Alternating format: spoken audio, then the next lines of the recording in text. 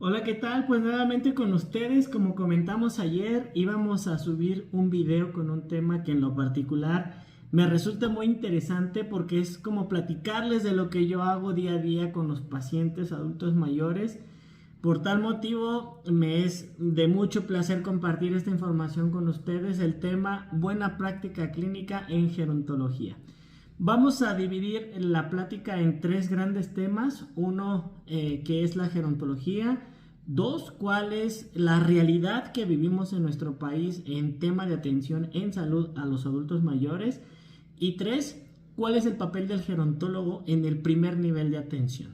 Entonces vamos a estar platicando sobre esto de manera muy sustancial, de manera que todos podamos comprender, tanto quienes escuchan, quienes no son profesionales de la salud, como los profesionales de la salud, de cómo debemos abordar a dicha población con el objetivo de que, pues bueno, la calidad de vida hacia los adultos mayores sea una realidad. ¿Listo? Pues bueno, primero, ¿qué es la gerontología? Si nos vamos a la parte etimológica, proviene de dos prefijos, uno que es gerontos o gerontes, que significa viejos, y logos, que es tratados o estudio, que si lo juntamos es estudios de los viejos o de los más viejos. Sin embargo, fue hasta 1903 cuando Mechnikov, que fue un médico y biólogo ruso, acuñó el término gerontología, que daba a entender que era una ciencia para el estudio del envejecimiento, ¿sí? Entonces fue hasta ese año que se reconoció como ciencia, lo cual, pues bueno, nos da a entender que ya tiene cierta historia. Ahora, actualmente, ¿cómo lo definimos? Hay una definición, o más bien podemos encontrar varias en internet, en diferentes lados, pero hay una que es muy breve, pero que compone la verdadera definición de lo que es de la gerontología. Es la ciencia que estudia el envejecimiento, uno, que es el proceso; dos, la vejez, que es la etapa de la vida; y tres, el adulto mayor, que es la persona. Esto bajo la perspectiva biopsicosocial, ¿sí? Esa es la gerontología, eso es lo que abarca el estudio de la gerontología, para que tengamos la base de lo que es esta ciencia. ¿Listo? Ahora, vamos a pasar a la parte interesante con datos estadísticos que de alguna manera son preocupantes, pueden llegar a ser alarmantes. ¿Por qué motivo? Porque tristemente, aunque ya se sabía desde hace muchos años que la transición demográfica y epidemiológica iba a ser una realidad, aún no tenemos un sistema de salud adaptado a las necesidades del adulto mayor. Es triste decirlo porque es algo que desde hace muchos años se venía diciendo, y aunque se diga que está en una reestructuración del sistema de salud, la verdad es que solamente queda todavía o aún en un papel, y no sabemos cuál va a ser el desenlace de esta transición que estamos viviendo en materia de salud. Esperemos que sí haya una realidad en cuanto al modelo de atención a los adultos mayores. Bueno, pero ¿a qué nos enfrentamos los profesionales de la salud? Vamos a hablar de manera local de nuestro país, de México. Vamos a mencionar 5 hechos o realidades que nos alcanzaron y nos rebasaron, y que eso hace importante el papel de la gerontología. El primer aspecto es la realidad actual del cambio demográfico. Como decíamos hace un ratito, es una realidad. Actualmente en nuestro país, ya este dato desde hace unos 5 años, por ahí del 2016-2017 ya estaba este dato, que ya hay más mexicanos adultos mayores, es decir, personas de 60 años y más, que menores de 5 años. Nunca en la historia de la vida humana se había visto esta parte demográfica. Siempre los niños abundaban, los adultos mayores no, morían antes de ser adultos mayores, inclusive las personas, pero el avance médico y todo esto ha generado que las personas aspiren a vivir más por los avances tecnológicos y médicos. Y pues bueno, ya es una realidad, ya hay más personas de 60 años que menores de 5 años. En el 2015 la esperanza de vida del mexicano era de 74.9 años, casi 75, y se espera que para el año 2050 la esperanza de vida sea casi de 80 años, lo cual estamos hablando que en un lapso de 30 años, 28 años, de aquí al 2050, pues la gente va a aspirar a vivir más, por lo mismo que comentábamos de los avances técnicos y médicos. Sin embargo, pues bueno, no quiere decir que porque vivamos más va a haber mejor calidad de vida. Es otro tema que ahorita vamos a ver más adelante. También un dato, quien hoy cumple 60 años puede esperar a tener o vivir 22 años más después de los 60, es decir, un promedio de 82 años.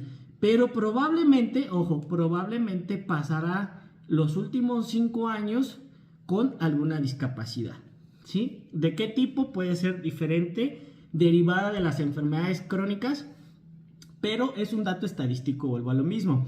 Ahora, ¿cuál es el siguiente hecho o realidad? Ya hablamos de la parte demográfica. El siguiente es que vivimos un dramático, ojo, cambio en la carga de las enfermedades y nuevos elementos constitutivos, como es la fragilidad y los síndromes geriátricos. Quizá ya hayan escuchado estas dos, la fragilidad y los síndromes geriátricos. Yo siempre pongo un ejemplo muy práctico para poder entender esta parte de la fragilidad. Cuando nosotros compramos un artículo de vidrio o de porcelana y en la caja ponen la leyenda frágil, ¿qué nos da a entender o qué entiende el que lo lee? Que hay que tratarlo con cuidado o que inclusive si se nos cae, se va a romper, ¿sí? Consideren este ejemplo para la siguiente explicación. Y los síndromes geriátricos, pues bueno, son una situación que ha venido avanzando en el paso de los años, un conjunto de enfermedades o de padecimientos que son muy frecuentes en los adultos mayores. Ahorita vamos a dar datos al respecto. Sin embargo, pues bueno, debemos de considerar que estos dos aspectos, la fragilidad y los síndromes geriátricos, pues tienen mayor demanda en los servicios de salud porque hay más adultos mayores. Entonces esto hace imperativo que existan personajes o profesionales de la salud enfocadas a la atención al adulto mayor. Ahora, o como dato, solo 4 de cada 10 hombres y 3 de cada 10 mujeres gozan de buena o de muy buena salud.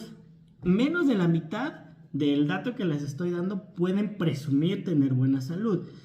Ahora, más de un tercio de las personas que son adultas mayores viven con al menos 2 enfermedades crónicas. Dígase diabetes, dígase hipertensión, que son las más comunes en este grupo de edad, hipercolesterolemia, hipertrigliceridemia, enfermedad pulmonar obstructiva crónica, que bueno, esto va a generar que haya más de 2 condiciones sincrónicas en el adulto mayor y que esto pueda llevarlo a desarrollar un síndrome geriátrico. Entonces, consideren esta parte. Y a eso le sumamos condiciones o afecciones como por ejemplo el deterioro cognitivo o las demencias, pues se hace un cúmulo de enfermedades que obligan a que el profesional de la salud sea más estratégico en el diagnóstico, en el tratamiento y en el seguimiento. Entonces, pues bueno, eso es otra de las realidades que tenemos en nuestro país al respecto. Además de que una quinta parte de las personas que llegan a los 60 años en México está en una condición de fragilidad. Imagínense, una quinta parte de las personas que llegan a los 60 años. Entonces, esto genera que sea necesario contar con un sistema de valoración al adulto mayor distinto a otros grupos de edad. Y más adelante vamos a hablar precisamente de esa herramienta con la que contamos los gerontólogos para poder hacer un diagnóstico más exacto, ¿sí? Y poder ayudar de mejor manera en la condición del tratamiento a la persona adulta mayor. En cuanto a la fragilidad, recordando el ejemplo que les explicaba yo hace un rato, recordemos que la fragilidad es una condición que disminuye la capacidad de responder a factores estresantes y aumenta también la vulnerabilidad a desenlaces desfavorables, tales como la discapacidad, la dependencia y la muerte, ¿sí? Si no atendemos oportunamente a un paciente en sus enfermedades crónicas, esta puede evolucionar a una discapacidad, a una dependencia, a una fragilidad y el desenlace, la muerte. Entonces debemos de hacer acciones preventivas y oportunas para poder evitar esta situación de la pérdida en la capacidad funcional. Además de que todo esto incrementa el uso de servicios de salud, se satura el servicio de urgencias, residencias geriátricas, aumenta la hospitalización de adultos mayores, entre otros que podemos citar. Entonces, hay que considerar hay que tener muy en cuenta esta parte de los síndromes geriátricos y la fragilidad para poder hacer o realizar acciones oportunas. También de igual manera, en los últimos años, 5 de cada 10 adultos mayores ha sufrido una caída, otro síndrome geriátrico. De hecho, hay síndromes geriátricos que les llaman los gigantes de la geriatría. ¿Por qué? Porque estadísticamente son los que son más comunes, como es por ejemplo el síndrome de caídas, el deterioro cognitivo, por mencionar estos que son los de mayor relevancia. Y pues bueno, este dato estadístico. Las caídas están consideradas un accidente. La mayor parte de las caídas pueden llegar a ocurrir inclusive dentro del hogar. De ahí que inclusive la valoración gerontológica se ha llevado a cabo en el hogar o en el contexto del adulto mayor. ¿Por qué? Para valorar inclusive barreras arquitectónicas. Visualizar posibles riesgos y reducirlos lo más que se pueda para evitar una caída. ¿Por qué motivo? Las caídas en el adulto mayor tienen un desenlace fatal. Fracturas, hematomas, aislamiento social, inclusive hasta la muerte por una complicación en la cirugía. Entonces, bueno, debemos de recordar que que las caídas al considerarse accidentes pueden llegar a prevenirse hasta un 90%. Y también el deterioro cognitivo, otro elemento constitutivo de los síndromes geriátricos, pues que afecta al 18% de las personas adultas mayores. Y es una estadística del Instituto Nacional de Geriatría, 18%, y siento que se queda corto. ¿Por qué motivo? Porque aún sigue siendo un problema infravalorado e infradiagnosticado. Entonces, 18%, a mi parecer, se queda un poco corto. Pero bueno, estamos dando datos que ya tienen un aval. Ahora, el hecho 3, ya mencionamos 2. Hecho 3 o realidad 3 de nuestro país en esta parte, que ha aumentado la discapacidad y las necesidades de cuidados. ¿Por qué motivo? 1, la gente vive más.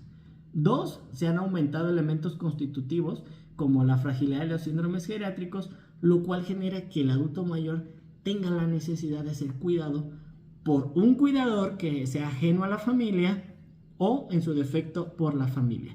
Entonces, pues esto también es una realidad. Ha aumentado la necesidad de los cuidados al adulto mayor en casa. ¿Cuál es la primer causa? Ojo, estamos hablando de estadísticas en nuestro país. ¿Cuál es la primer causa de discapacidad en personas de 70 años, por ejemplo, en adelante en nuestro país? La diabetes. ¿Por qué motivo? Y no como enfermedad, sino el no control de la enfermedad. Debemos de tener bien en claro que cuando se lleva un control correcto de la enfermedad, el paciente puede gozar de buena calidad de vida. Pero las complicaciones de no tener un buen control es lo que lleva a la discapacidad a las personas. Empiezan con problemas, por ejemplo, como retinopatía, como nefropatía diabética, deterioro sensorial, auditivo y visual. Eso va a generar una caída, lo cual va a generar una dependencia. Si se dan cuenta, una cosa nos puede llevar a otra. Pie diabético, que esto lleva como consecuencia a lo mejor una amputación de miembro inferior. Y esto genera que haya pérdidas de años de vida, ¿no? Que se resten años de vida a la persona y que esto lo lleve a una discapacidad, una dependencia, una fragilidad y posteriormente a la muerte de manera prematura. Además de que las limitaciones en las actividades básicas e instrumentales de la vida diaria van a aumentar conforme la persona cumpla más edad. Es decir, a mayor edad, mayor riesgo. No siempre. Esto va a depender de la calidad de vida que haya tenido previamente y de los estilos de vida. Además de que 1 de cada 4 personas adultas mayores necesita algún tipo de cuidados dentro del hogar. Estos pueden derivarse de un personaje de enfermería, de un cuidador formal o de la propia familia, lo cual nos puede llevar a un siguiente aspecto como la sobrecarga, por ejemplo, del cuidador, y de ahí se derivan mayores problemas, ¿no? Ya lo hablamos en un video anterior que tiene que ver con el maltrato al adulto mayor. que puede ir de la mano. Entonces, este es otro de los aspectos que es una realidad y que por eso el personaje de gerontología se vuelve importante en el papel de la atención. El siguiente punto o aspecto es la insuficiente respuesta del sistema en el marco universal de salud. Si bien se presume mucho de esta transición que va a haber en el sistema de salud, pues bueno, aún está como un inicio de un sistema nuevo que nos tardamos mucho en hacerlo, pero que vamos a esperar resultados o que queremos ver resultados. Si vemos que realmente sigue siendo lo mismo, pues realmente es nada más un cambio de nombre. Considerando esto, debemos de saber que, por ejemplo, 1 de cada 5 hospitalizaciones de personas de 60 a 74 años fue potencialmente evitable mediante acciones preventivas en la atención primaria. De ahí la importancia de hacer una valoración consciente, una valoración completa, una valoración integral en el primer contacto, que es la atención primaria. Ojo, esta es una estadística también o un dato del Instituto Nacional de Geriatría. 1 de cada 5 hospitalizaciones en personas de 60 a 74 años hubieran sido potencialmente reversibles con una buena atención a nivel primario. Entonces, pues bueno, es como un jaloncito de orejas, ¿no? Este dato quiere decir que algo no estamos haciendo de manera completa o de manera correcta. Entonces, bueno, ahorita vamos a hablar más al respecto. Aquí es donde existe la famosa brecha y que también obviamente esto es compartido, porque a veces también el mexicano, hablo en general, tenemos la costumbre de ir al médico hasta que casi ya no podemos respirar. ¿Sí? No tenemos la costumbre de ir al médico cuando estamos sanos para prolongar esa salud. Si yo le sugiero a un paciente venga conmigo cada mes para su valoración, va a decir, pero pues si no me siento mal, ¿a qué vengo? Bueno, hay que explicarle el motivo de ese seguimiento, precisamente, evitar que llegue a una complicación y que vaya para el hospital. ¿Sí? Aquí es donde hacemos énfasis en la atención integral y centrada en la persona. Aquí se va a hacer un tema más adelante. Hay que hacer un cambio en el modelo de atención. Aunque se diga que no, seguimos contando con un sistema de atención paternalista, un sistema de atención centrado en el servicio. Urge que el modelo de atención sea un modelo de atención integral y centrado en la persona, que se trabaje y se atienda bajo las necesidades del paciente. Eso es un punto importante, pero reitero, va a ser un tema para más adelante. Y por último, la realidad o el hecho número 5, los estereotipos negativos, la discriminación, el maltrato al adulto mayor, a pesar de la nueva realidad del envejecimiento. ¿En qué sentido?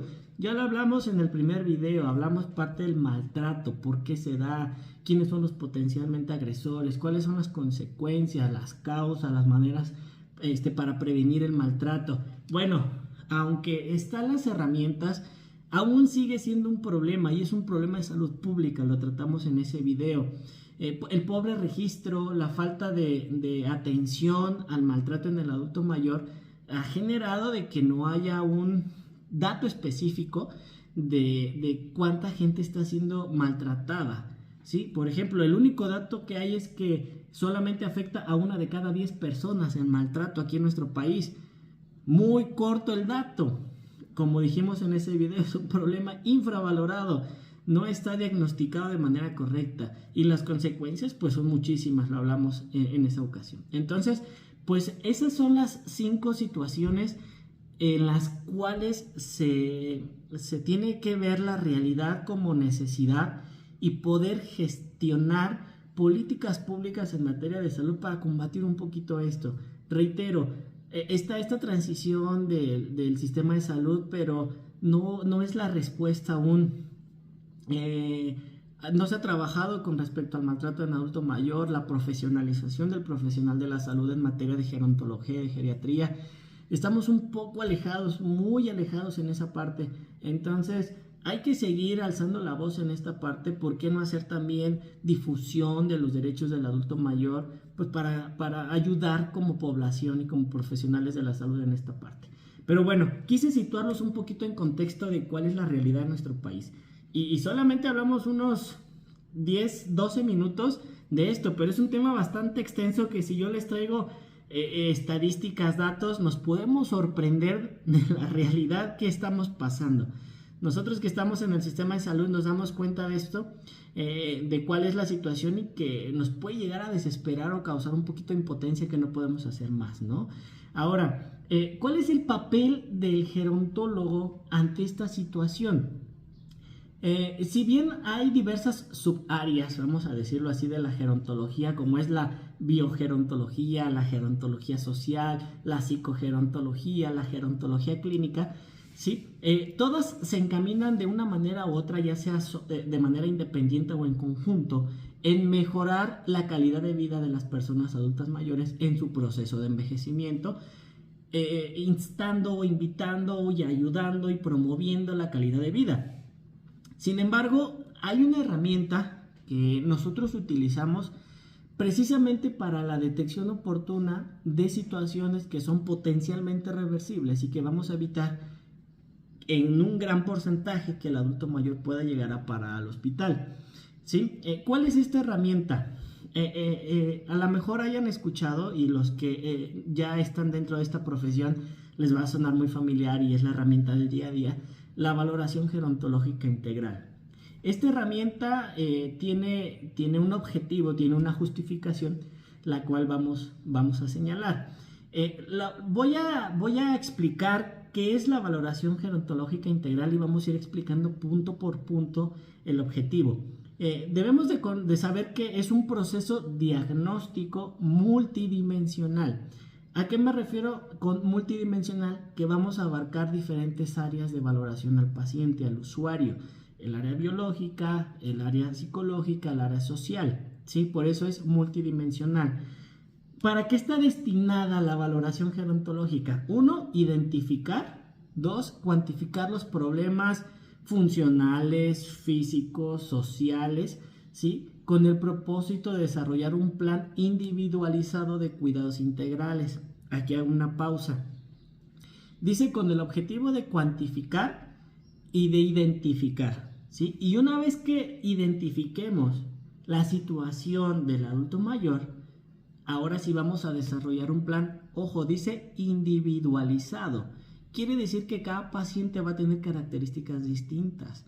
Aunque el señor Juan y el señor José tengan 65 años, las mismas enfermedades, las mismas condiciones de vida, no quiere decir que para los dos va a funcionar el mismo plan de trabajo.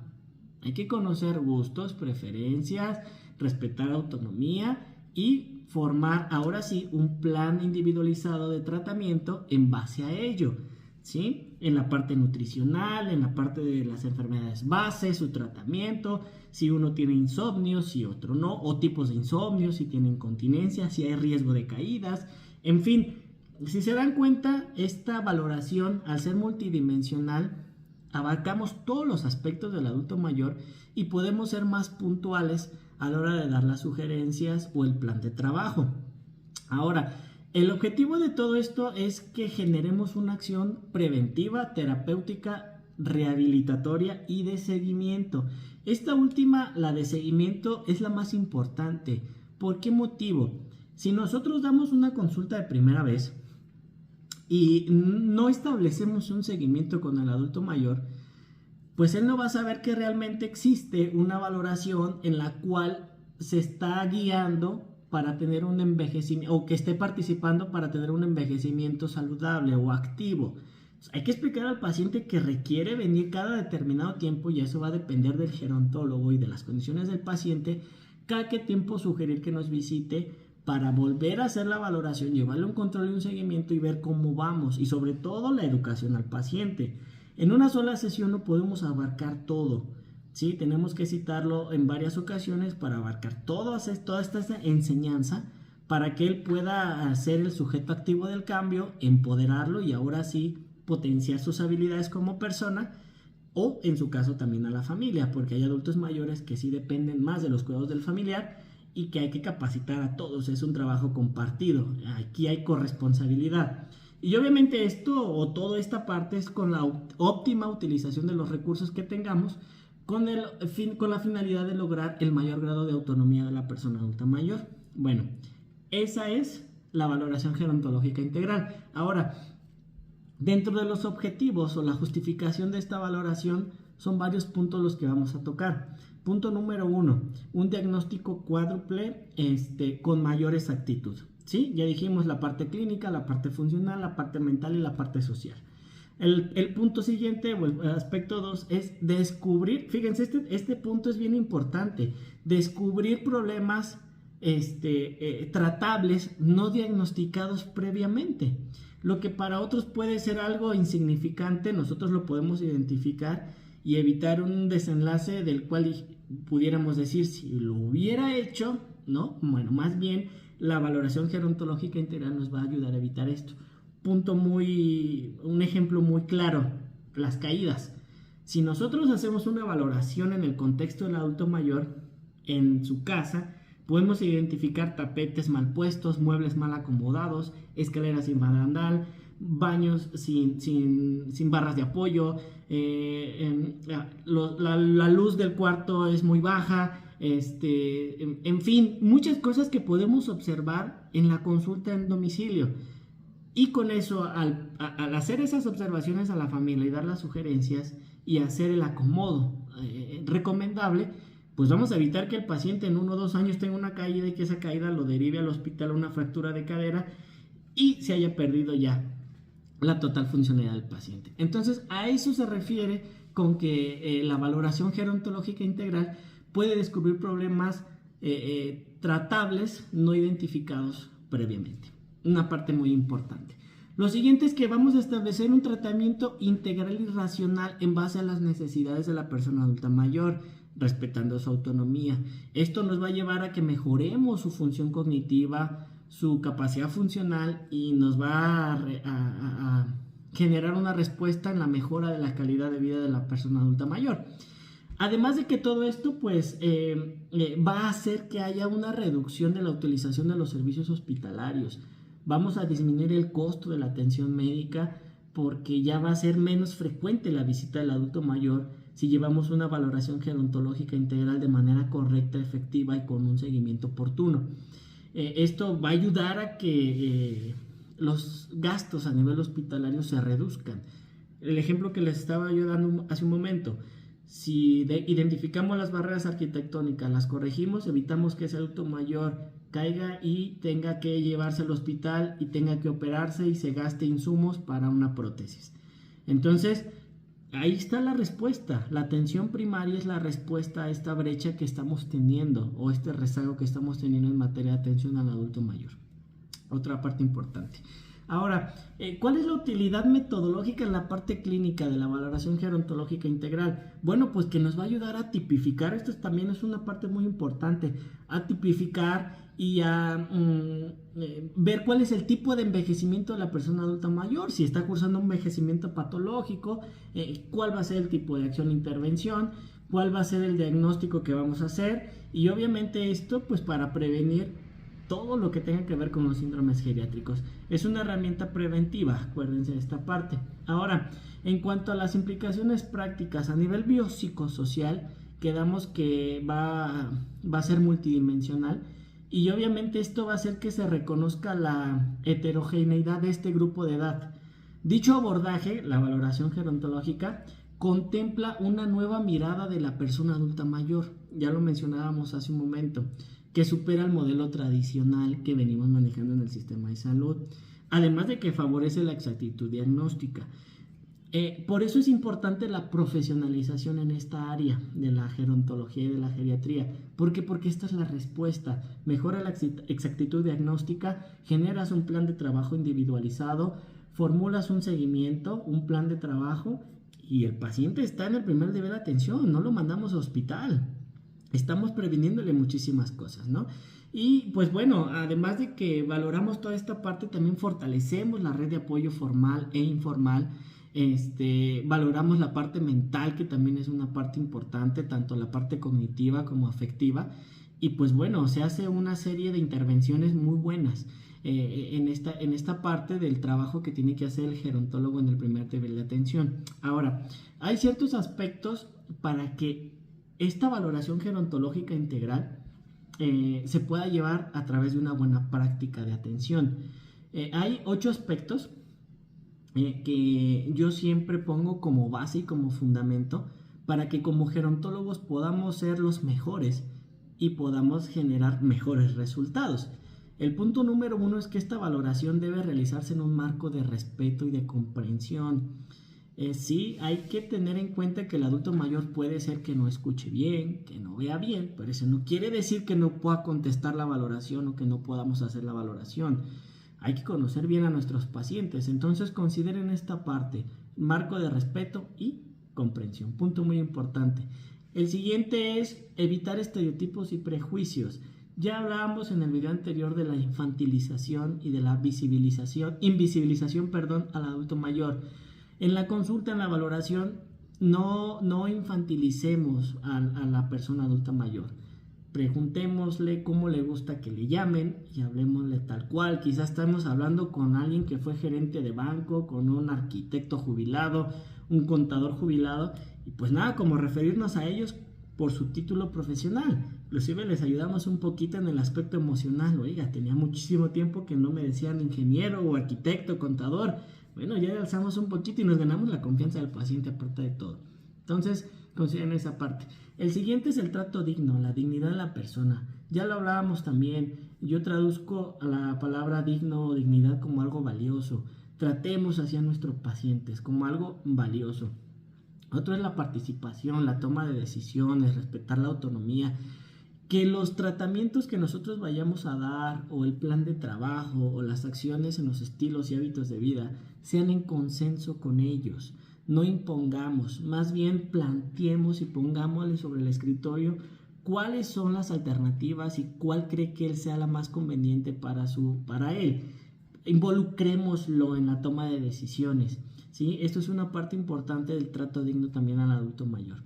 La integralidad, ¿no? Que abarquemos las 3 áreas en la valoración, la parte biológica, psicológica y social, que haya una igualdad de derechos también, una inclusión social, esto es una parte importante, ¿sí? Y la continuidad en la atención. Estos son los 8 aspectos o fundamentos que yo siempre pongo como base para poder decir estoy haciendo bien las cosas y que como gerontólogos lo tenemos que hacer. Es lo que nosotros, o lo que yo llamo al menos buena práctica en la atención al adulto mayor. Entonces, pues bueno, marquemos la diferencia en esta parte. Ahora, una vez teniendo el resultado de la valoración, la intención, ojo, es buscar el máximo beneficio terapéutico, ¿sí? Y esto va a ser para que nosotros también busquemos la máxima independencia y la autonomía en el plan de acción. Ese siempre tiene que ser nuestro plan, que nosotros fomentemos la autonomía y la independencia del paciente a través del plan de acción que vamos a ejecutar ya teniendo el resultado de la valoración gerontológica. Ahora, la buena práctica de los profesionales tiene que modificar el proceso de la capacidad funcional del paciente adulto mayor. Es decir, que la capacidad funcional del adulto mayor siempre sea la óptima, que no llegue ni siquiera a la discapacidad y mucho menos a la dependencia. Pero claro está que esto depende mucho del trabajo que hagamos previo. De hecho, la atención gerontológica, aunque va enfocada a las personas adultas mayores, las herramientas preventivas tienen que ir antes de esta etapa de vida, ¿sí? Por eso reitero la importancia del primer nivel de atención. Evitar que el paciente, una vez diagnosticado las enfermedades crónicas, pues evitemos que llegue a esta deficiencia o limitación funcional, que esto lo lleve a una discapacidad y a una dependencia, sino más bien actuemos en la línea del tiempo correcta para que podamos revertir un poquito esta parte de la dependencia y la discapacidad. Ahora, hace un rato yo comentaba que es necesario ya cambiar el modelo de atención de un sistema de salud centrado en el servicio a uno centrado en la persona. Esa va a ser la respuesta. Otros países como por ejemplo España han propuesto y han llevado a cabo este modelo de atención y les ha resultado. Claro, por supuesto que este modelo tenemos que adaptarlo a nuestro país. porque no es lo mismo la población de un país europeo que la de nosotros, pero es la respuesta, el modelo de atención.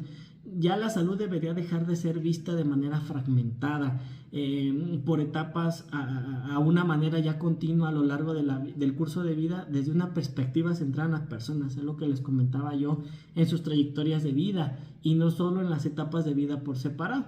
Si bien las intervenciones tempranas son importantes, pero por sí solas no son suficientes. Entonces, pues bueno, tenemos que participar en este cambio de atención. Nosotros somos los tomadores de decisiones para que podamos generar la respuesta hacia los adultos mayores. Tenemos que aprovechar nosotros de manera eficiente los recursos en intervenciones de salud con efectos de onda expansiva hacia la sociedad. Es decir, que lo que hagamos con un paciente, ¿sí?, nos puede ayudar a que ese paciente nos diga, oye, ¿qué crees? Pues necesito hacer estos cambios, me explicaron que tengo que modificar estos hábitos, o sea, bla, bla, bla. Y pues bueno, la enseñanza que nosotros dimos al paciente en la unidad de salud, él lo va a ver reflejado con la comunidad. Y ahí podemos obtener dos ventajas. Una, que a quien se lo platique pueda también aprender de esto, del ejemplo. O dos, que le tome la importancia a su salud y acuda con nosotros para poder generar también su plan de acción. Entonces, nunca se nos olvide, hay que tener este efecto de onda expansiva en la sociedad como tomadores de decisiones. Una vez que tengamos todo esto, pues bueno, ya formulamos las metas de plan de cuidado y vida, donde si nosotros empoderamos al paciente y le enseñamos las herramientas de autocuidado, el resultado va a ser mejor en la calidad de vida. Entonces, eso también hay que explicárselo al usuario, ¿sí? Acuérdense, empoderar al paciente, formularle los planes de autocuidado, y esto va a reflejar en aumento en la calidad de vida. ¿Cuál es el protocolo, vamos a decirlo así, o los pasos a seguir para la valoración gerontológica integral? Pues bueno, de primera instancia hay que presentarnos con el paciente. Acuérdense que la parte importante de romper el hielo o de hacer esto que llaman los psicólogos el rapport, que es ganarte la confianza del usuario, es precisamente para eso, para que nos comente cuál es toda su necesidad y a partir de ahí pues poder formular la valoración. Hay que tomarse el tiempo necesario también. Yo hace rato les explicaba, quizá en una sola en una sola sesión de consulta no abarquemos todos los aspectos, pero hagámoslo, ¿sí? Hagámoslo para que podamos generar un plan de trabajo efectivo. Ese tiempo que yo les recomiendo que se utilice es para escuchar atentamente las necesidades de la persona. Una vez conociendo sus necesidades, ahora sí damos el siguiente paso, hacer la valoración gerontológica. Posterior a hacer la valoración, ya hay que intervenir en el problema de salud, tomar en cuenta todas las áreas, recuerden, biológica, psicológica y social. Después ya dar prioridad a las necesidades de la persona adulta mayor, respetando su autonomía, establecer un plan de cuidado, ya que esté establecido el plan de cuidado, compartir con todos los profesionales el mismo plan y metas, para que si lo canalizamos con el nutriólogo sepa cuál es el resultado de la valoración, si lo canalizamos con psicología sepa cuál es el objetivo de la valoración y cuáles son las metas de autocuidado. En esta parte importante es necesario incluir a los familiares. ¿Por qué motivo? Si es que el paciente vive con ellos, por ejemplo, o tiene mucha cercanía, porque ellos van a ser también un baluarte en todo este proceso. Aquí hay tres sujetos que están implícitos o tres personajes: el profesional de la salud, que somos nosotros, el paciente y los familiares. Y una vez que ya realizamos la valoración, tenemos el plan de cuidado, lo compartimos con los demás profesionales de la salud, involucramos a la familia, empoderamos al paciente, ahora sí, proponemos metas realistas.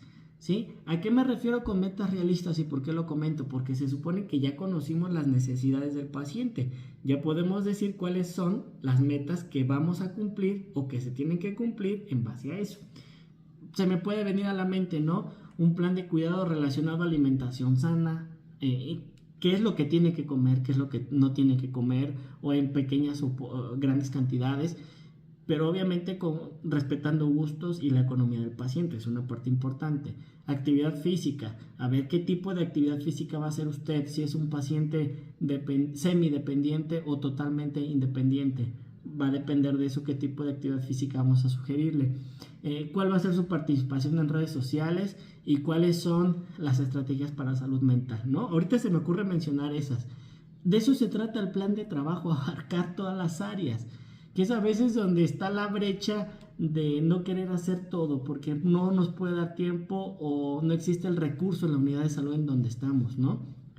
Que no haya psicólogo, que no haya nutriólogo, bueno, pero nosotros somos profesionales de la salud, tenemos las bases y el sustento para poder hacer el asesoramiento.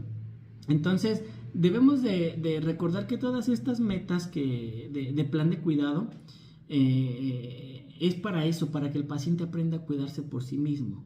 Yo en algún momento les platiqué, aquí la intención es que nosotros seamos facilitadores, seamos educadores y que de alguna manera podamos ser partícipes en ayudarle al adulto mayor a mejorar su calidad de vida.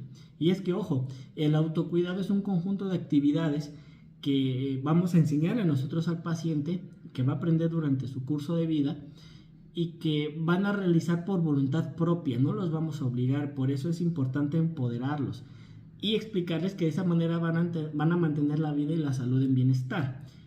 Los hábitos saludables influyen en la salud tanto como las intervenciones médicas puras. Entonces hay que explicarle a detalle esa parte al usuario. Ahora, ¿cuáles son los elementos que debe contener toda la valoración gerontológica integral? Y digo, los quiero mencionar para que el día que acudan ustedes con su gerontólogo o sean atendidos por mí, inclusive pues sepan qué es lo que va a abarcar esa valoración de primera instancia y que todos los gerontólogos tenemos que hacer. Punto número 1, la historia clínica del adulto mayor. Punto número 2, la historia de la enfermedad o de padecimiento. Punto número 3, el interrogatorio por aparatos y sistemas, que tiene que ver con la exploración física. Antecedentes de salud, historia farmacológica completa, porque esa va a ser una parte importante para la farmacovigilancia. La valoración funcional, valorar órganos de los sentidos, por ejemplo. Estudio de laboratorio y gabinete, valoración del estado mental y afectivo, valoración nutricional, valoración social, el diagnóstico y el tratamiento, obviamente, el plan de intervención a corto, mediano y largo plazo, y una parte importante, el seguimiento. Estos son todos los elementos que abarca la valoración gerontológica integral. Y ojo, en el empoderamiento al paciente hay que hacerles ver y ser muy enfático que el único ganador con dichos cambios es él, ¿sí? La salud de hoy es el resultado de lo que ha pasado antes y también marca la pauta de cómo será la salud en el futuro. Entonces, mucha gente puede expresarse esta parte: ya para qué me cuido, ya soy muy grande, ya estoy viejo, ya no veo caso. Bueno, pues esa es otra labor de nosotros, convencerles de que las acciones en cuanto antes se hagan va a ser mejor. No dice las acciones antes de esta edad, dice las acciones cuanto antes van a ser mejor. Entonces, empoderemos al paciente, expliquémosle que el único ganador de todo esto es él, que él es el sujeto activo del cambio, que él es el que va a obtener los resultados y que la intención es que la calidad de vida de él aumente en base a sus gustos y preferencias. Entonces, pues bueno, esto es todo lo que teníamos que charlar. Quise hacerlo lo más compacto posible para que no nos llevara mucho tiempo, porque es un tema muy extenso, la valoración gerontológica integral. Pero para que usted, si nos está escuchando adulto mayor o si tienes un familiar adulto mayor que necesite ser valorado en esta parte por un gerontólogo, estamos a la orden. Yo atiendo en la ciudad de Morelia, Michoacán. Les voy a dejar mis datos de contacto y mi dirección de consultorio para poder agendar cita en caso de que lo requieran. Y pues bueno, si no, busquen en su ciudad al gerontólogo más cercano para que realice esta valoración, les haga un plan de acción y puedan tener su seguimiento con él. ¿Listo? Pues bueno, vamos a esperar sus comentarios. Si tienen algunas preguntas, dudas, vamos a estar a la orden. Estén al pendiente de los demás temas que vamos a estar compartiendo. Síganme en Facebook, Instagram, TikTok y no olviden suscribirse en el canal de YouTube. Les voy a dejar el link de las redes sociales para que puedan darle like o seguir y nos vemos en el próximo tema.